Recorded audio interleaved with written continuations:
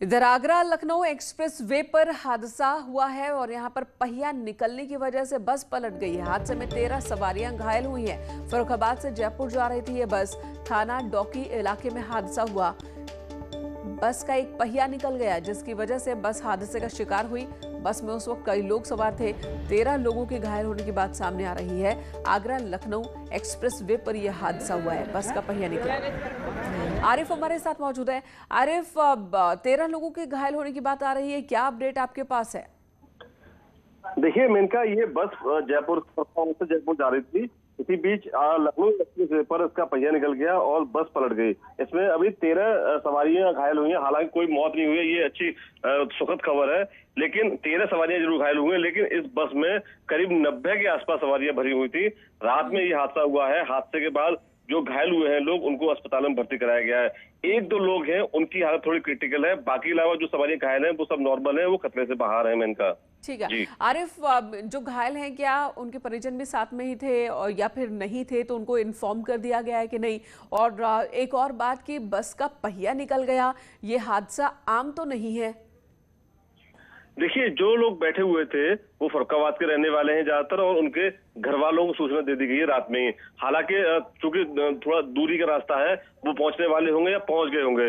लेकिन दूसरी बात ये, बस का पहिया पलटा है। चूंकि सवारी भरी हुई थी, पूरी लोड था गाड़ी में, और एक्सप्रेस वे पलटी है। देखिए, पुलिस का कहना साफ यही है कि बस का पहिया निकलने की वजह से ही ये हादसा हुआ है। बाकी अलावा कोई अभी तक ऐसे सबूत नहीं मिले हैं जिसकी वजह से पता बस चले का पहिया निकल गया, बस पलट गई। लेकिन बस का पहिया निकलना अपने आप में ये आम घटना नहीं है, क्योंकि बस या कोई भी सवारी जब निकलती है तो बकायदा जांच होती है फिटनेस को लेकर के। तो यहाँ पर जांच हुई नहीं हुई, लापरवाही हुई, ये एक बड़ा सवाल है। धन्यवाद आपका इस वक्त पूरी जानकारी देने के लिए। इधर अलीगढ़ शराब कांड में सीएमओ बीपी सिंह कल्याणी के मुताबिक अब तक 25 लोगों की जान जा चुकी है। 24 लोगों का जिला हॉस्पिटल में इलाज चल रहा है। 15 मरीज इस वक्त वेंटिलेटर पर हैं। साथ ही कुछ लोगों का निजी हॉस्पिटल में भी इलाज चल रहा है। बीजेपी सांसद सतीश गौतम ने मृतकों की संख्या 30 से 35 के बीच बताई थी। इस मामले में पुलिस अब तक एक महिला समेत 6 लोगों को गिरफ्तार कर चुकी है। वहीं 2 फरार आरोपियों पर 50-50 हजार रुपए का इनाम घोषित किया गया है। इस मामले में अब तक आबकारी विभाग के 5 अधिकारी और लोधा के थानाध्यक्ष को निलंबित किया जा चुका है और पूरे मामले की जांच एसपी क्राइम को सौंपी गई है। साथ ही सीएम के आदेश पर आरोपियों की संपत्ति की कुर्की की तैयारी भी चल रही है।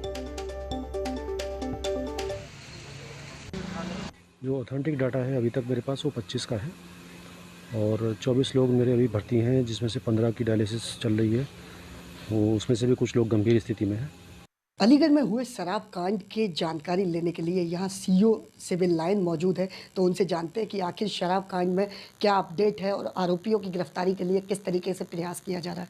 सर, जिस तरीके से आरोपियों की गिरफ्तारी के लिए प्रयास किया जा रहा है, क्या करें? आरोपियों की गिरफ्तारी के लिए पुलिस द्वारा 3 टीमें गठित की गई हैं। अलग अलग जगह दबिश दी जा रही है। जो मुख्य अभियुक्त था वो पकड़ा गया है। जो 2 अन्य अभियुक्त हैं उनके खिलाफ अलग अलग स्थानों पे दबिश दी जा रही है और उन पे जो इनाम था उसको बढ़ा के एडीजी सर ने 50,000 कर दिया है। तो संभावना है कि जल्द से जल्द उन्हें गिरफ्तार कर लिया जाएगा। सर, जिस तरीके से मौतों का भी आंकड़ा बढ़ रहा है, तो लगातार आरोपियों के खिलाफ किस तरीके की कार्रवाई होगी जिससे कि आगे जो है इस तरीके की घटना को अंजाम ना दे पाए? जैसा कि मुख्यमंत्री जी ने निर्देश दिए हुए हैं हमें, एनएसए के तहत आरोपियों के खिलाफ कार्रवाई की जा रही है और जो भी वैधानिक कार्रवाइयाँ हैं, जितने भी आईपीसी के तहत जो भी धाराएं हैं वो उनके खिलाफ लगाए जा रहे हैं। तो अभी तो मुख्यतः जो अभियुक्त मुख्यतः हैं उनके खिलाफ एनएसए की कार्रवाई के लिए बात चल रही है और कार्रवाई की जा रही है।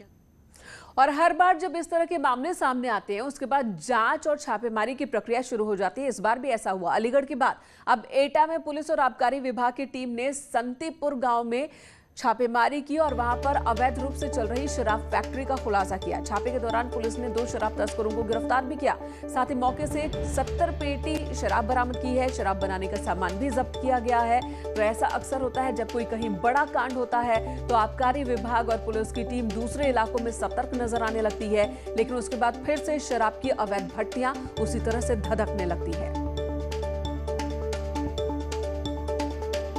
कला में ग्राम संतीपुर में एक अवैध देसी शराब की फैक्ट्री का खुलासा हुआ है, भंडाफोड़ हुआ है, जिसमें 2 लोग गिरफ्तार किए गए हैं और बॉटलिंग के मशीनों सहित करीब 57 जो देसी शराब जो अवैध शराब है वो की पेटियां बरामद हुई हैं। साथ ही साथ बड़ी मात्रा में खाली बोतल, ढक्कन और अन्य सामग्री बरामद हुई है। साथ ही साथ जो अल्कोहल है, करीब जो है कच्चा अल्कोहल 1 ड्रम बरामद हुआ है।